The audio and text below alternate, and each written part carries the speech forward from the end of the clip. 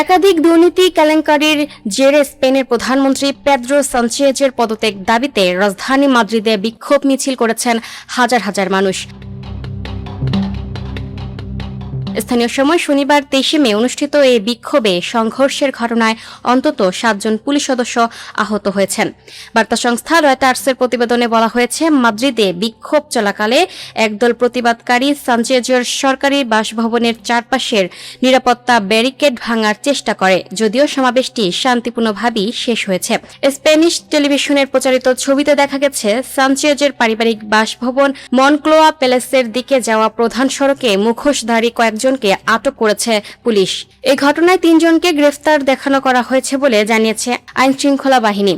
বিক্ষোভের আয়োজন করে Spanish civil society association March for dignity নামে আয়োজিত এই বিক্ষোভে অংশ নেওয়া লোকজন সমাজতান্ত্রিক মাফিয়ার পদত্যাগ চাই লেখা ব্যানারে রাস্তায় নামে। এ সময় তাদের হাতে স্পেনের লাল সোনালী জাতীয় পতাকা দেখা যায়। বিরোধী দল পিপলস পার্টি এবং কট্টর ডানপন্থী ভক্স পার্টি নেতারা বিক্ষোভ কর্মসূচিতে অংশ নিয়েছেন।